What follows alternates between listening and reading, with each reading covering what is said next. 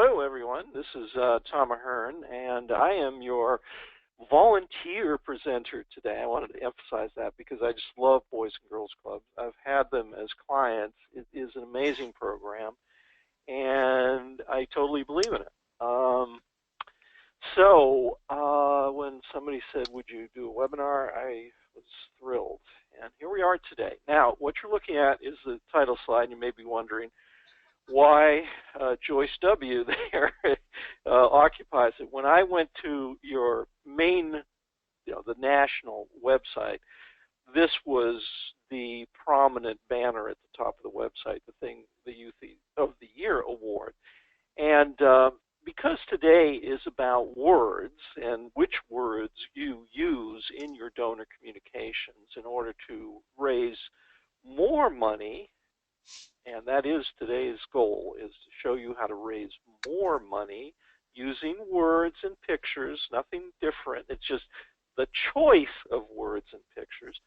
And so I saw this, and I said, oh, well, let's look at this. Now, I'm having a little trouble advancing my screen. There you go.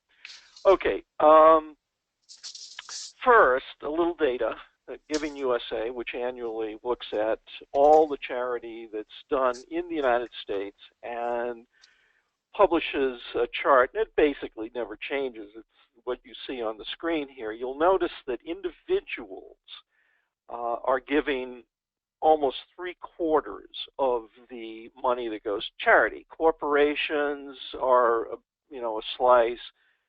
Bequests, which are from individuals, are another 8%, and that number doesn't change much year after year, but it could be much higher, and you guys are very well positioned to solicit bequests from your individual donors. And then there's foundation money coming in too. A lot of times, well, let's go ahead. Here's the first thing to keep in mind. Whatever you send me as a donor is going to include a message. It's going to be a subliminal message sometimes. And the real question is it the right message or is it the wrong message? And so let's go back to Jocelyn W., Youth of the Year, great looking kid.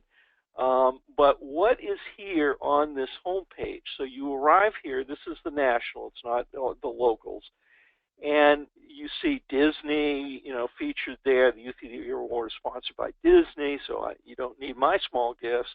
And you also have other sponsors, University of Phoenix, Toyota, Taco Bell.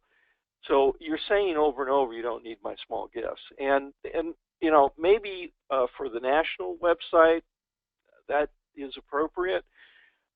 For local websites, I would say you really want to be watching that carefully, because this is you're sending a message, but the message is you don't need my $25 contribution. Oh, by the way, why do people give to Boys and Girls Clubs? Well, it's biology at work. There is something called the cuteness factor.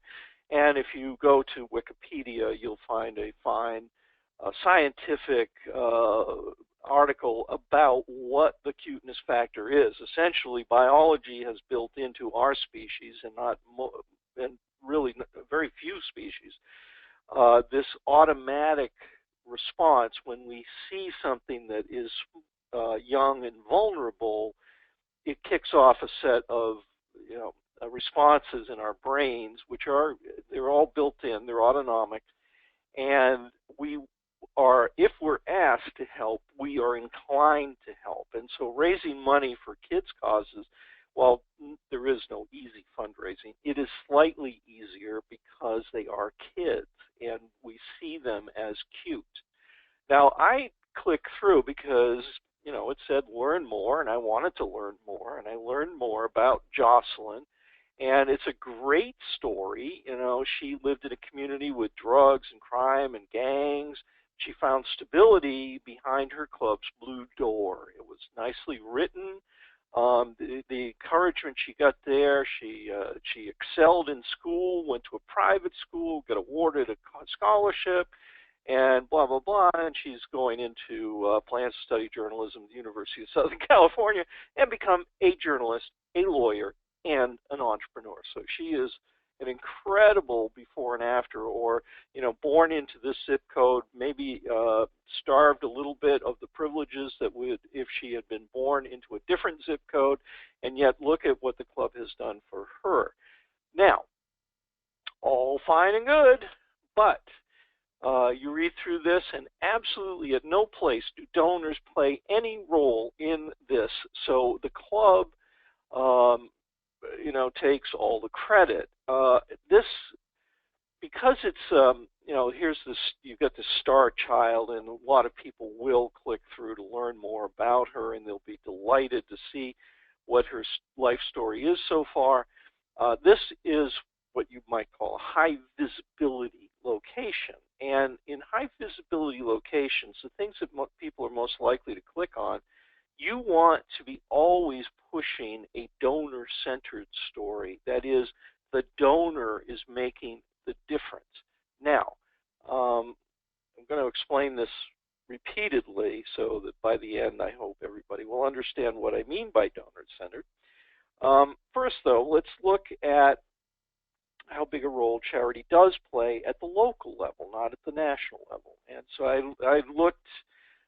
did a normal search, Charity Navigator, see who had a 4-star rating. Brigade Boys and Girls Club in Wilmington, North Carolina had such a rating. And you can see their total revenue, a little over $1 million, and their total contributions about $741,000. Now, foundations sometimes are put outside of the contributions, and I think that's a mistake to think that way. I think that you should consider foundation money as also philanthropy, because that is the source of foundation money. It came from somebody making gifts and putting them aside into an endowment.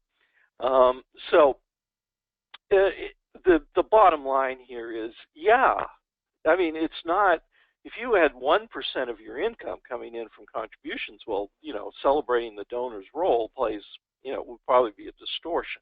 But when you have almost 3/4 of your contributions, in the case of the Wilmington Club, coming in from contributions, philanthropy of some form, that means those people are very important. Your donors are very important. You would not be open and doing business at the level you're doing business without donors. You cannot do it without them. So that is, there's my basic, stump speech, and I'll just keep repeating that.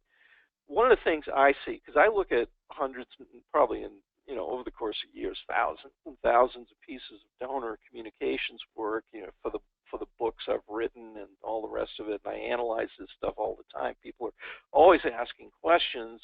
What do you think of this? What do you think of that?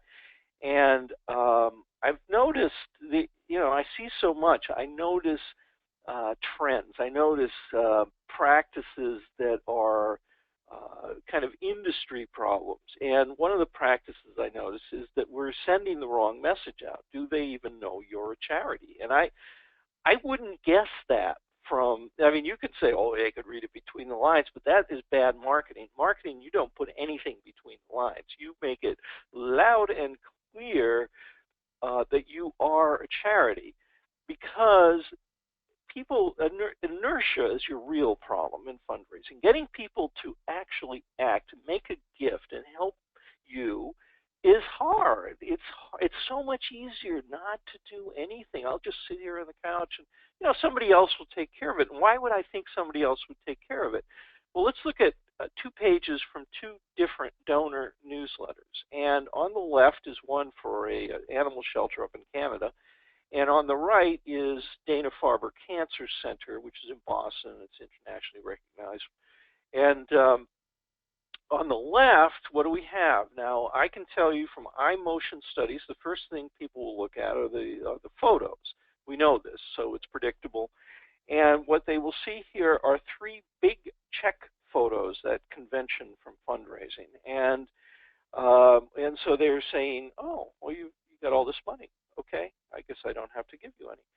And then on the right, though, which is a donor newsletter done by one of the country's top agencies for Dana-Farber, you can see the bottom of the page, 1/3 of that page is devoted to what is basically a billboard that says, "We still need your help. My gift to keep fighting cancer." Yes, I want to help. The one on the right is the one to copy, not the one on the left, and yet you're probably, I'm guessing, all of you doing that. Now, you can find another place to park those big check photos if you want, but just recognize that they are a mixed blessing. They do celebrate the people that are helping you, but they're also at the same time saying, we have the help we need. We may not need your small gift. Let's look at the major issue here, which is the corporate communications that most charities send out versus donor communications, which is what they should be sending out if they want to maximize income. Corporate communications are about how great the organization is, the institution, the club, and they're a form of public relations. As it happens, I have my professional credential in corporate communications, and corporate communications have a role, they have a place in life, but they do not raise money. And the way to know that you're doing corporate communications is to seek out the pronoun we. That is very characteristic of corporate communication. So here's Mount Sinai, which is, again, a wonderful operation, a hospital, and deserves all sorts of credit. And this is the kind of ad that they put out. They publish it in various, good magazines. We turned a child who couldn't hear into a typical 2-year-old who doesn't listen. And all the parents chuckle. They went through it. And it's a great ad. It's a wonderful piece of copywriting, but it is not a good fundraising piece. Donor communications, as opposed to corporate, are about how great the donor is. And so the word you is the pronoun of choice. You are such a wonderful person. Now, for instance, you could take that ad for Mount Sinai, and it would say, in donor communications, if you wanted to raise money, you give the donor the credit right up front. Thanks to you, other generous donors like you, we were able to do this miracle that we're talking about here. So you give the credit off to the donor. The woman you see on the screen is a psychologist, Jen Chang, and she's a doctor, and she specializes in the psychology of philanthropy. Why do people give? What are the benefits to people from giving? And there are definite benefits. People aren't giving you money and hating it. They actually enjoy giving you money. But she also, in her doctoral thesis, studied what words do we use in America to define a good person, quote unquote, a good person, the kind of person you want to live next to, or teach your children, or work with, or whatever. A good person. How do we define that? And she came up with these 9 terms, and look at how many of those terms are directly related to the act of giving: kind and caring and compassionate and helpful, fair for social justice, generous. And it struck me when I saw this from Jen that what we could think of our communications as is a set of mirrors. So every time I send you an email, every time I send you a direct mail appeal, every time on the website, on the giving page, on the home page, I'm holding a mirror up to you and saying, this is who you are. You are this kind and caring and compassionate and helpful, generous and fair person. And if we use that kind of language, you're going to see your income inch up. You go back to the Mount Sinai thing, and here, you let it out, let it just flow from you. There's an old saying, and I know it's not the kind of saying that Boys and Girls Clubs probably promote, but there's an old saying in journalism, write drunk, edit sober. And what they mean by write drunk is just get past your inhibitions. Let it come out of you. You're not really writing. You're more more like writing greeting cards to people. We want them to feel good when they come. So thanks to your big, beautiful heart and your extraordinary kindness, we were able to do this miracle. I can say with authority and conviction that most nonprofits talk the way you see on the screen in a donor negligent fashion. The donor hardly exists. We did this amazing program. We did that amazing program. Oh, by the way, if you happen to have sent in a check, thank you very much for putting your name on a list. Now, is a list an emotionally gratifying result from this act of generosity? No, it's 1% of what you have to do. What you want to do in your language is become more donor-centered. And it says there, it raises way more money. Nothing I'm telling you today is about my opinion of what you should be doing. This is based on at least 15 years of testing and research by different groups in Australia, the UK, Canada, and the US, all of whom are finding when they try this that they're making a ton more money when they switch over to donor centricity. And donor centricity is the simplest thing you can do. You just put the donor first, see, with your help, all these amazing things, programs, et cetera, that we're going to talk to you about happen. And without your help, they won't happen. And that part two is just as important as part one. You want to shift the responsibility for these programs onto the shoulders of the donors. They want that responsibility. They want to feel like their money is doing really cool, good stuff out in the world. So what happens? Why go to this trouble, if you want to call it that? I don't think it's that much trouble. I think it just takes some guts to do it differently than what you have been doing. And you probably have to bang heads with a boss or two. But why change? Well, these are some of the responses I get from people that take the advice, do it, try it. They don't have to get it perfect. They just have to try it and get it better each time. 366% uptick. Online donations doubled.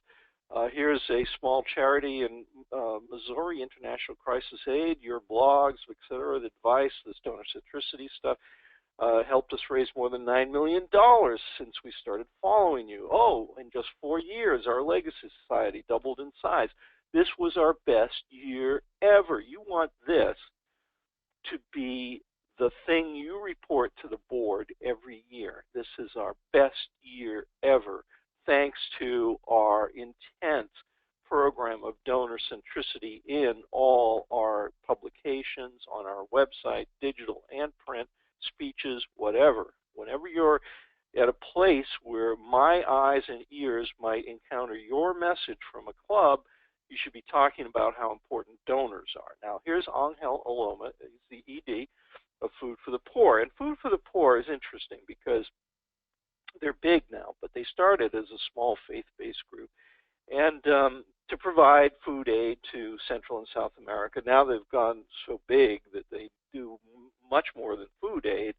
But he wrote to me a couple of years ago because he had heard the same presentation, more or less, that you're hearing right now, and about donor centricity. And he went back to his charity, and he said, when I heard it, I thought, well, we're already donor-centered.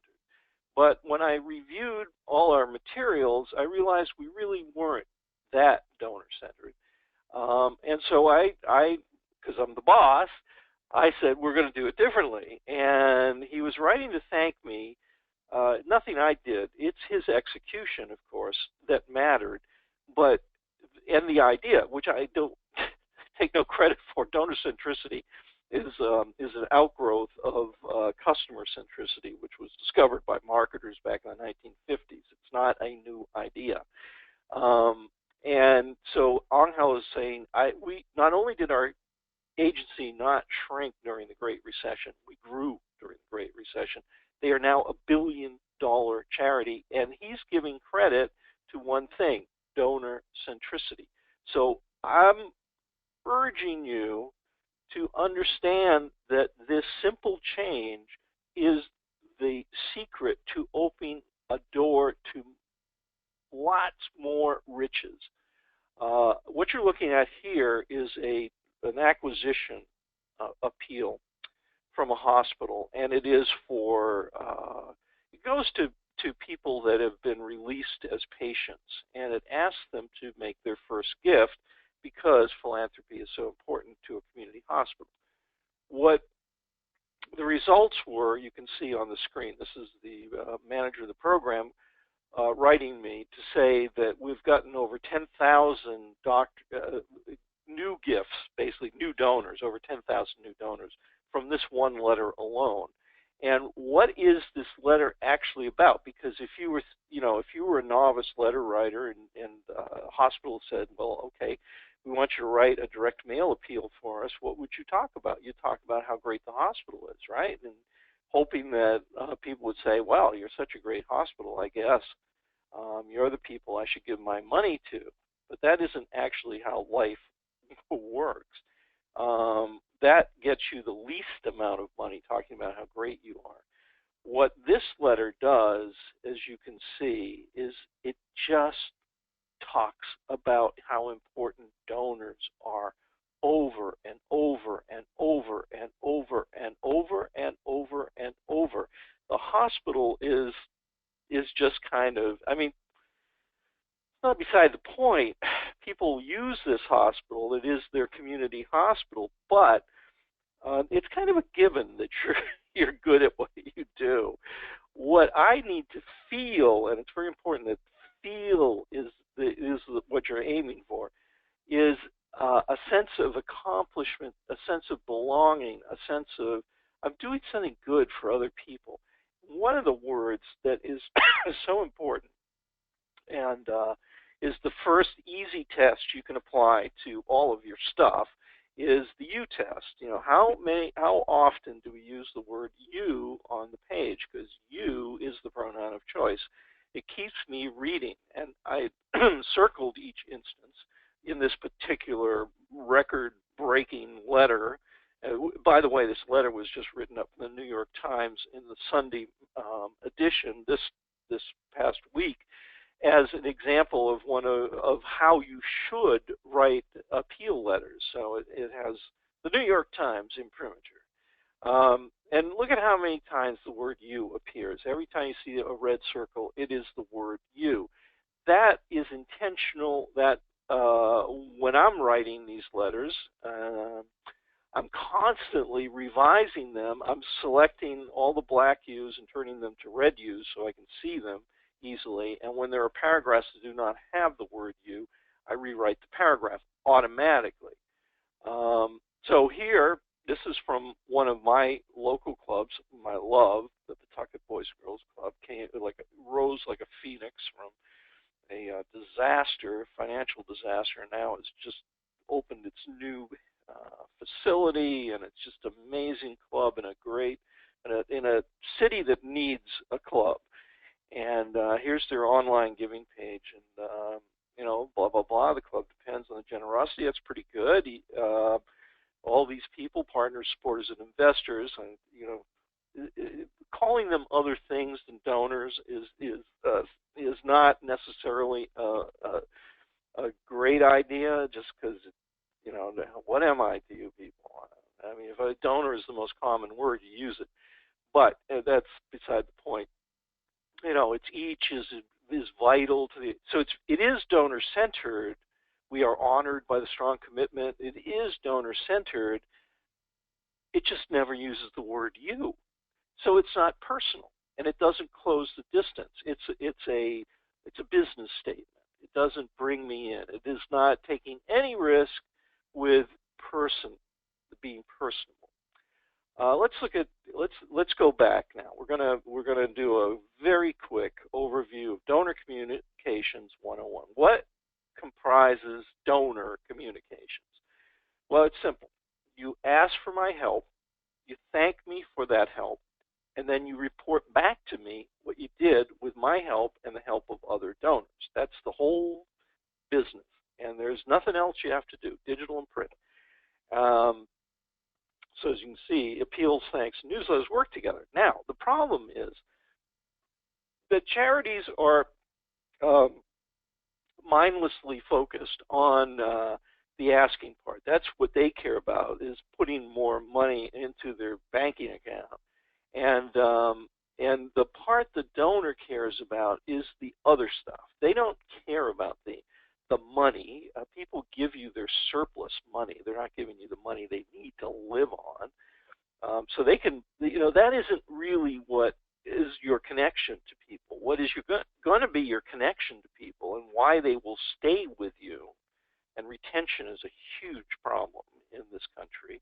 8 out of 10 first-time donors do not make a second gift, and that's good research that is flounders along, year after year after year without change, 8 out of 10. Now, it can be different for individual clubs or charities where you do a great job with your thanking and your reporting, and that's what's going to make the difference in retention. You don't want to spend a lot of money on bringing in brand new donors, and then they're out the door again the next time you make an appeal. Most of them. It's sad and it's costly. So you really need to focus and understand that when you ask for my help, that is not by itself something. That is just the beginning of a relationship, I guess you could call it, where, it's a system that you bring in new donors, then you try to cling to them. Asking does not operate in isolation. Your thank yous are just as important. Look at this wonderful thank you I got out of the blue from Crisis Aid International at the beginning of this year. Dear Tom, and it tells a little story here, and it tells it mostly with a visual. This woman was rescued from sex trafficking, and now she's building her patience and self-confidence and trust back by working with horses, equine therapy. And it's a wonderful, it's in one photo and a handful of words, they've really, told me everything I need to know. It's a great story. She's turned away, protecting her, her privacy and confidentiality. The horse is gorgeous. And, but right there, thank you. And then over here, Dear Tom. Now, Crisis Aid is another faith-based. So as we begin 2016, our hearts are filled with gratitude for your love and support. Thanks to you, women in America being rescued. They're experiencing a great sense of love and safety because of all you are doing. Steal this stuff, because that is heartfelt. That is people not writing in a corporate style. That's people letting the ink bleed from their pen. Charity Waters is kind of reinventing fundraising, and what they do, you should do. And here's what I get from Charity Water. Just out of the blue, many times a year, I'm getting a Charity Water loves you, or thanks you, or whatever. I'm a monthly donor. You got Spectrum. It was Valentine's Day. They're a youth family services. It's kind of like a girls club, only for homeless boys and girls. And they are using Valentine's Day as a reason to share a note that somebody wrote to them after they've gone through the program and stabilized their life. These are so important to me. These are reporting. These are thanking. The best thankers, guarantee you, the best thankers will raise the most amount of money. And so you want to be one of those. And if you can get a puppy in, even better. Here's something, too. I use a lot of, what I can get my hands on as far as neuroscience and other kinds of research on persuasion and so forth. It gives me an advantage when I'm writing. My job really is to be a writer for charities, and one of the books that has some fascinating things to say is by Roger Dooley. It's called Brain Fluence, as you can see there. And one of the things he says is, Mom was wrong. Your mother said flattery will get you nowhere. In other words, you're not going to get a second helping of ice cream. But in fact, flattery gets you everywhere in real life, and it is the basis of everything from Dale Carnegie's How to Win Friends and Influence People on upward to today, we now can see the brain working. It turns out the human brain did not evolve to discern between false flattery and true flattery. All flattery feels equally wonderful, and we believe it even if we say we don't. So what you want to, let's go back to Donor Communications 101. You ask me for my help, but you flatter me at the same time. Thank me and flatter me. Report to me and flatter me. You cannot flatter me too much. Trust me on this. You just cannot flatter me too much. Okay, here's the big secret, right? Are you ready? It's a picture of Detroit, by the way. Danger reality ahead. Could be any inner city. Successful communications are about how wonderful the donor is. That's the reality. That's when you're going to make the most amount of money. Successful communications are not about how wonderful your organization is. You guys don't really need to promote Boys and Girls Club. It's got a great brand, and anybody who's been exposed to it, like your alums, they know how important it is. Now, this whole show is called Loverizing, but Loverizing is just a synonym for donor-centered, and it's trying to move you away from this gloomy picture. We have Mark Pittman here standing in Portland, Maine in the rain, saying, "I am not your ATM."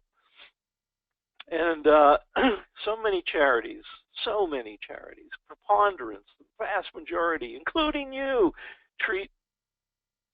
we treat our donors like they're life support systems for a wallet, and there's just nothing in it for them.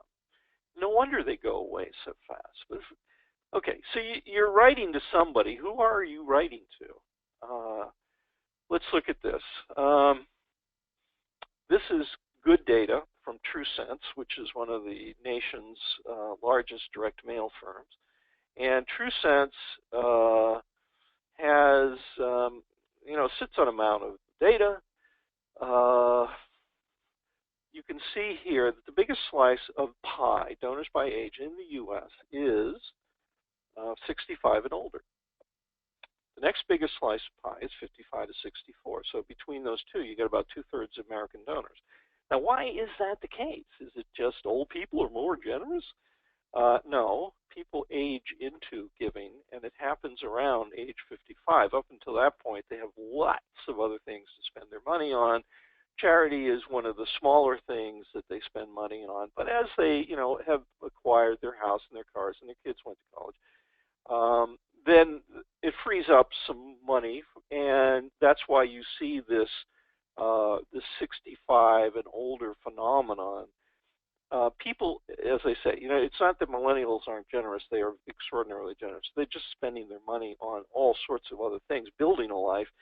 It's at the other end of your chronology when you can start to give stuff away. It's the same. It's not just a U.S. phenomenon. Let's throw this in. The data from Australia, which is a very different fundraising marketplace, still the most likely, the best donors are people age 83, okay? Now, this has implications. For instance, when your eyes are older, they normally are, you have glasses, you're probably getting cataracts, which would be removed in your 70s, et cetera, et cetera. So the AIGA, which is the American Institute of Graphic Artists, is basically the Graphic Designers Guild, recommends 14 points, not 12 point, not 10 point, 14 points, a oversized type for body copy. Also, you can't thank me, love me enough. So I want to use St. Jude's. We borrow from the winners. The St. Jude's is a fundraising powerhouse, has been since Danny Thomas had telethons back in the 50s and 60s. And, here it is, and this is the language they use over and over and over. This is their dictionary. I can never thank you enough because of you, thanks to your support, thanks to friends like you, support of friends like you, friends, you, because of you, friends, you. This language is the language you need to adopt. And if you're not already doing it, do it, because you're just preventing people or uninspiring people when you don't use this kind of language. The woman you see on the screen from Mark Phillips over in the UK, that's your customer in fundraising. That's your customer. She looks like that. And what the sign she's holding up, that's what she wants you to do. And if you can't do that, then you're really not prepared for fundraising. You're not, you're not going to succeed wildly at it. This is the secret. And here's Mark Phillips, same guy. He's talking about the research they do now. He's in London. They work with big charities, small charities, but they are a top creative house. They do a lot of science there to see. And what he's saying here is people don't give more just because they can. They give more when they feel rewarded. And who's in charge of that? You are. The fundraiser, the ED, the board should set this as a goal. We want our donors to feel rewarded by their philanthropy. Now, how do you get there? Well, this is a hint. You work on the feelings, and what you're looking at is a communication schedule that was prepared by Agents of Good, a top house up in Toronto, Canada, and for a charity. And it has the things they're sending out. This happens to be the schedule for new donors, first-time donors. So there's a welcome thing, then there's a thank you thing, and then there's something else. Then there's an ask in the second month, and et cetera, et cetera. Those are the things. Well, they're down here actually in the what is it.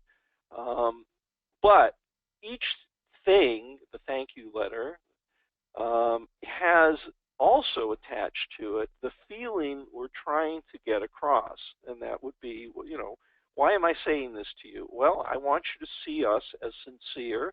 I want you to see us as happy to have you on board. I want you to see us as friendly. I want you to understand that you now belong to a family.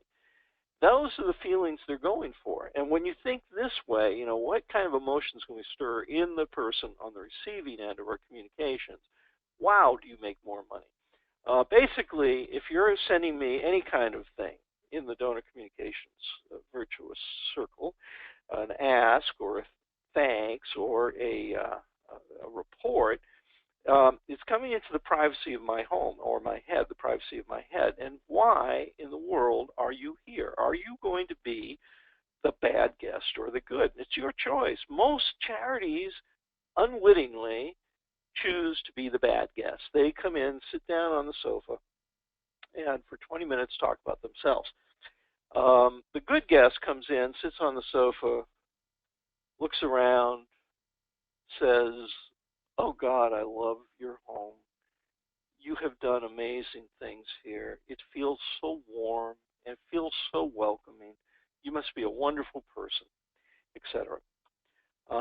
Your purpose in communications, in donor communications, you have one purpose, and that is to make me, the donor, feel good. If you focus on anything else, you're losing money you could have had.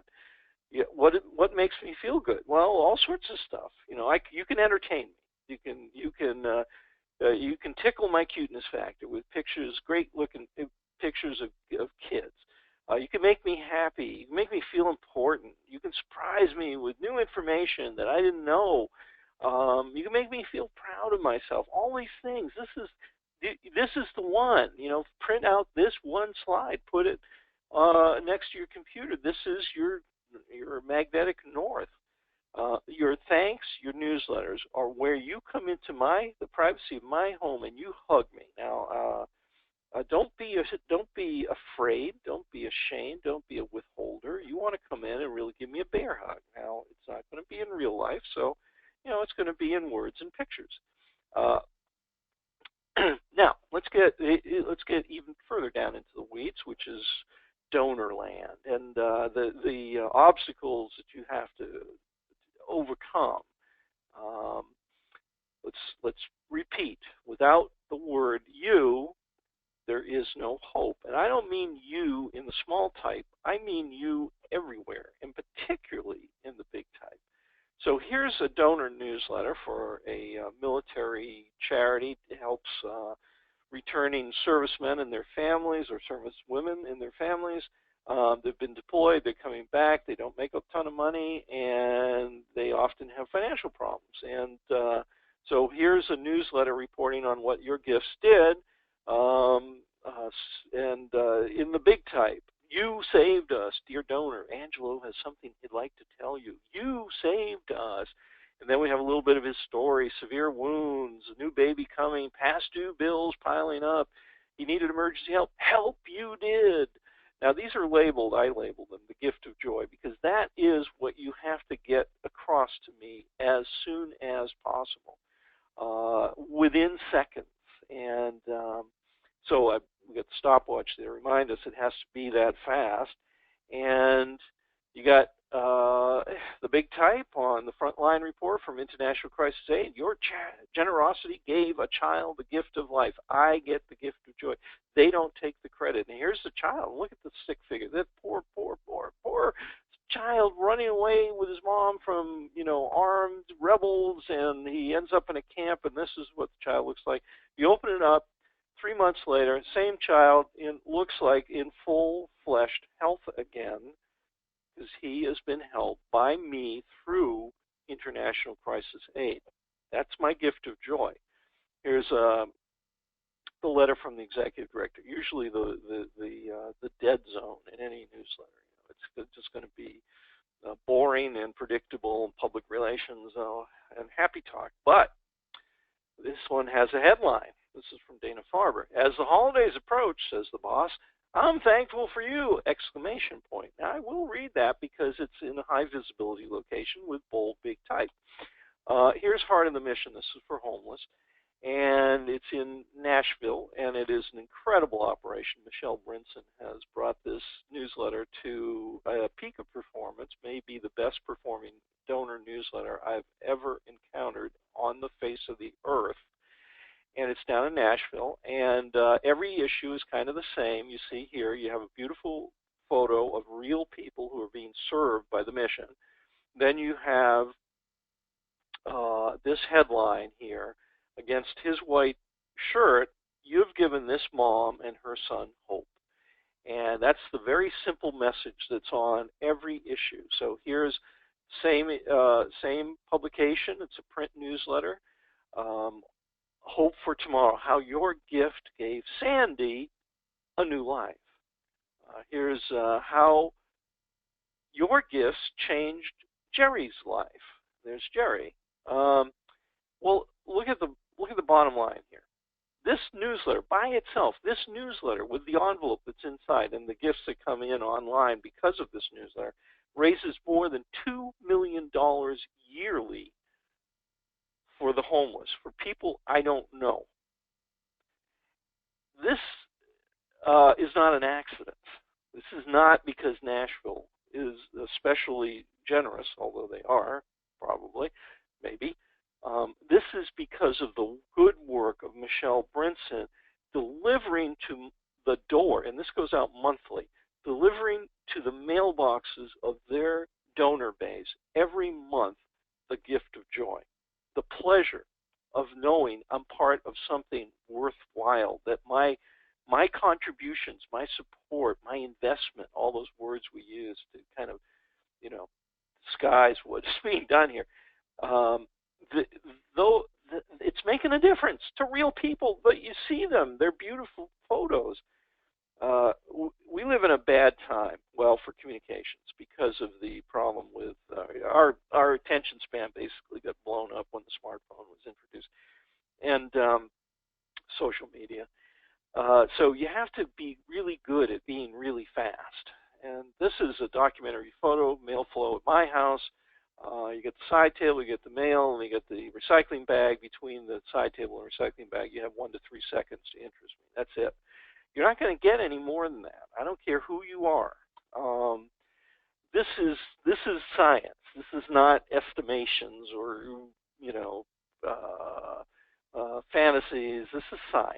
And for instance, here we know, what do people actually read when they're encountering a publication of any sort, digital or print? Well, they look at the big type.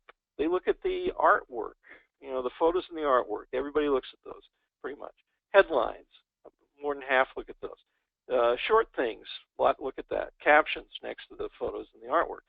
Look at that. What gets the least amount of attention is the text, your articles. And so here, please embrace this. Almost no one reads the articles you labor over. If you're spending an hour writing the article and a minute writing the headline, reverse that, you get much more a bang for your buck from spending an hour writing the headline and tossing off the article. This is not going to get better. Incidentally, the goldfish, this is all science again. The goldfish has an attention span of about 10 seconds. He'll stare at something for 10 seconds. In 2013, the average attention span for an adult human had shrunk, again, thanks to smartphones, social media, to 8 seconds. We are no longer very attentive to anything. And so you have to work harder. Now, this is the Animal Rescue League of Boston. They have puppies. They have kittens. That's all to the good. And here's the subject line up here. You did it! Exclamation point. Run out and buy an extra gross of exclamation points. Use them liberally. And I'd open it up. You did it. What did I do? Well, here I get Rocco. You put the smile on Rocco's face. I just can't stop smiling, says Rocco. This goat, this comes in. A goat named Tom Ahern was the subject line. I thought, well, at least they didn't say an old goat named Tom Ahern. But I opened it up and here, hello, my name is Tom Ahern. And I was like, okay, you got me. How much do you want? And so, I gave them the money they were asking for. 120 bucks buys the goat for a family that, will then use it to farm and sell the excess to their neighbors. Here's the core of the psychology, though. I pay attention to what interests me. What interests me most is me. We are all writing our own life story all the time, every day, every bloody minute, even in our sleep. And the more you talk about me, the more I'm going to pay attention to you. Here's Seth Godin, my all-time favorite blogger, guru, a marketing guy, but also works with charities. And he's saying here, we support a charity because it gives us a chance to love something about ourselves. Oh, I'm not that awful person. I'm a good person.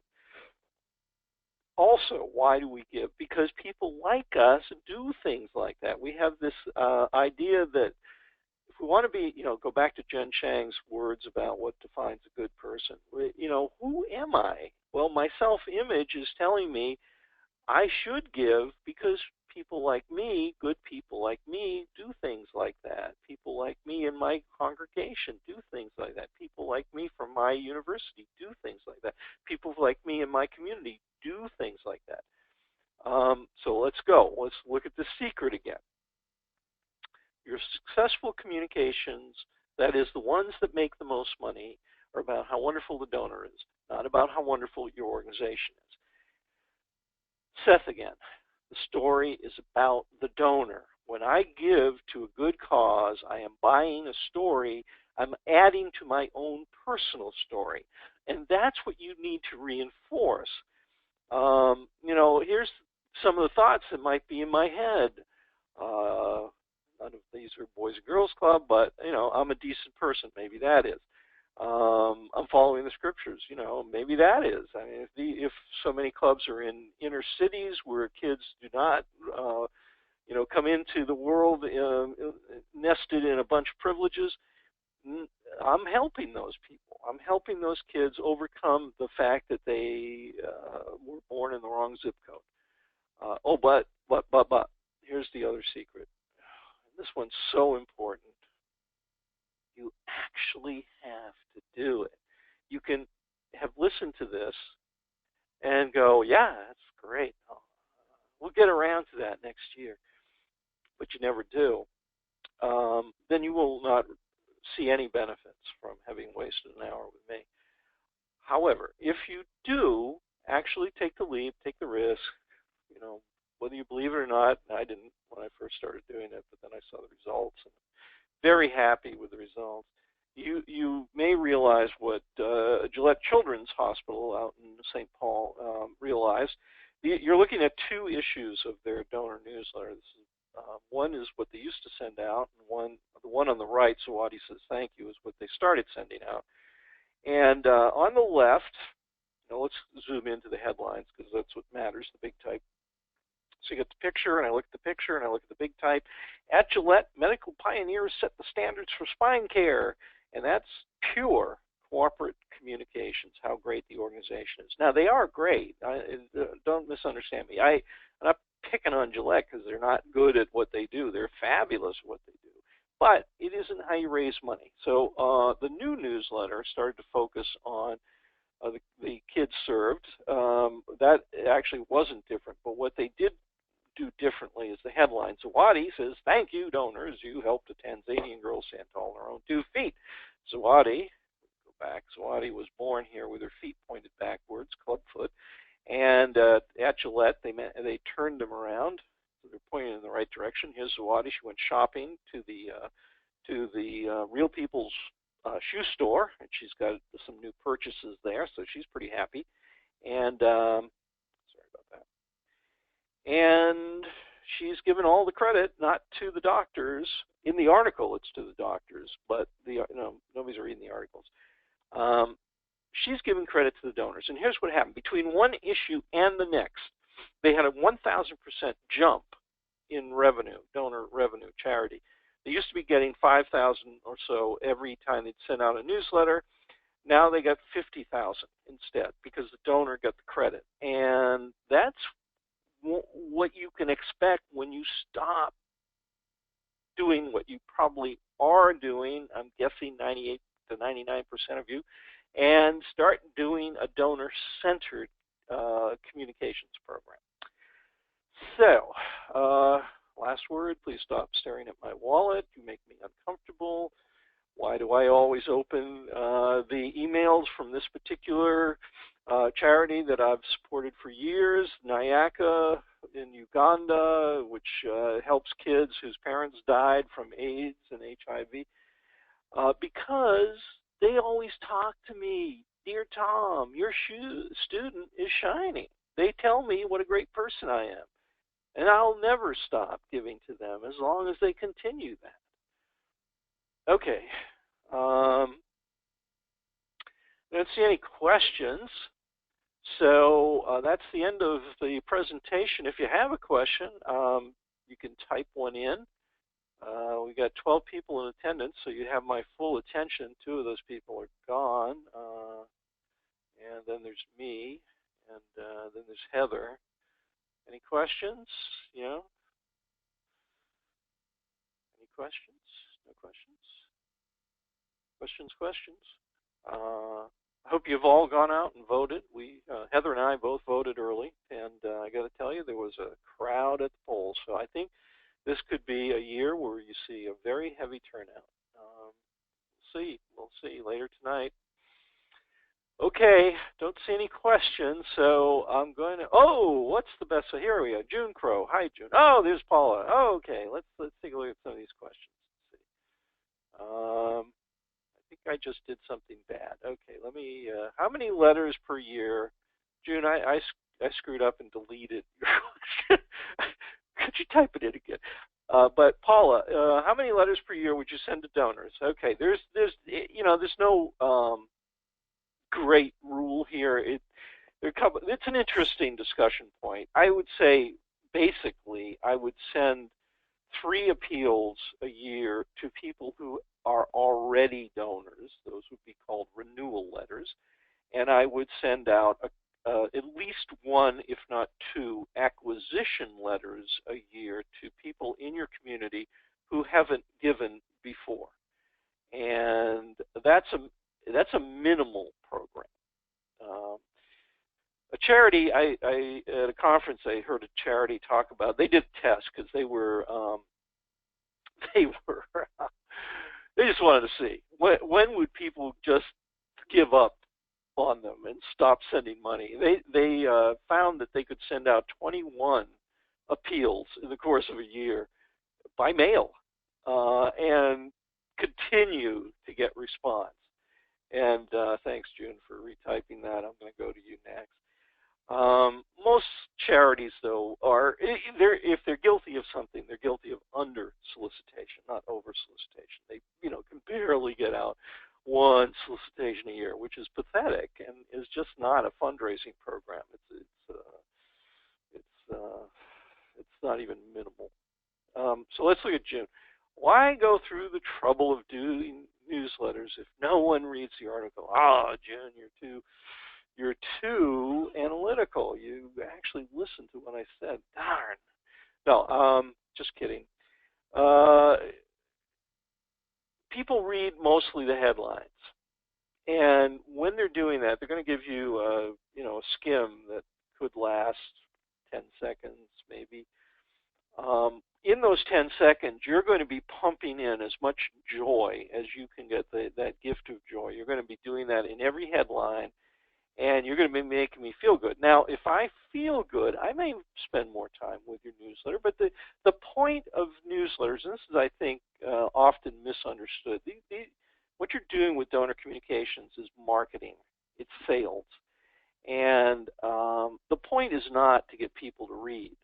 I know it looks like prose, so why wouldn't I want them to read it? The real point in donor communications is get them to act, and also to build a warm feeling, to reinforce what's called the warm glow feeling that philanthropy induces in people. If I give you anything, if I give you advice, if I give you directions, if I give you a seat on the bus, I feel better when I do that. And that is a predictable chemical phenomenon. And so making a gift to a charity feels good by its very nature. And what our goal is with the repeated communications that are coming in with reporting and with thanking is to say, that wasn't a fluke. That you should always feel good about your contributions to the Boys and Girls Club because you're doing so much for the kids in our community. That's your basic message. The details are the details, and most people we know are not going to read the details. The loneliest place on the planet is paragraph 3 of an article. Nobody visits. So you've got to get it across in the big type, and the newsletter is a carrier. You do it because you have to do it. You do it because you need to report to people. And if you're thinking, well, let's swap it out for digital, I got some bad news. Digital doesn't make any money. Print newsletters are where the money is. So, okay. Anyway, let's see what Amy Ryan has to say. If I mispronounce your name, Amy, forgive me.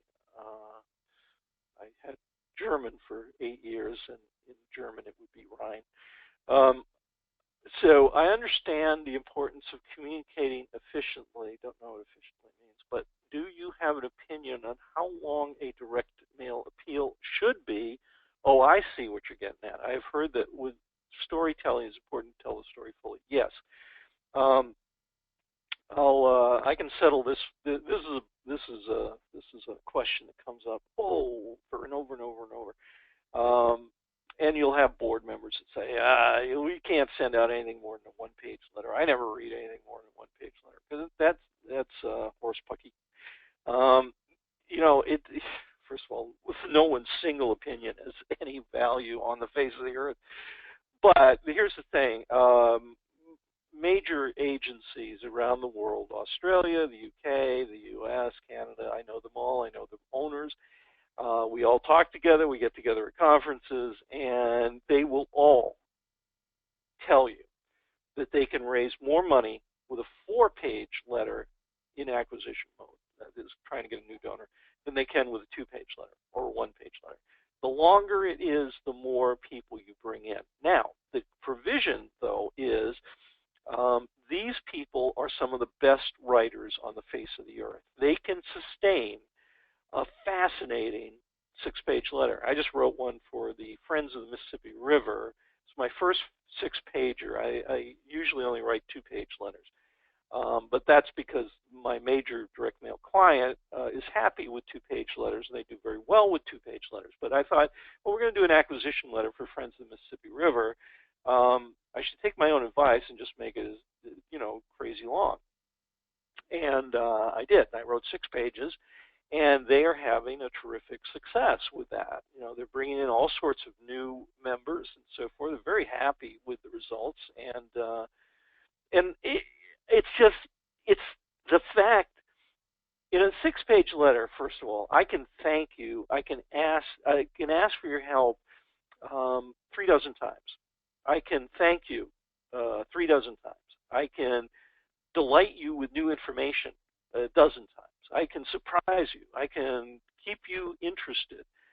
But I've trained for 25 years to be able to do that. I certainly couldn't do it in my first 15 years. And I've studied and I've trained and I've experimented. If you're not that level yet, you want to be as short and to the point as possible. Length has nothing to do with why you're getting a better response to a 4-page letter than you would to a 2-page letter. It has to do with the quality of the writing. So that's my long and complicated answer to that. What else we got here? Hey, June. Did I look at yours already? Oh, here's Joe. Okay, no. Okay, Joe. Well, I like you back. I just wanted to say I really like you and your questions. I thank you. I'm subscribing to your site. Okay. Did I get them all? Yep, I think so. Okay, thank you, everyone. Pray for us.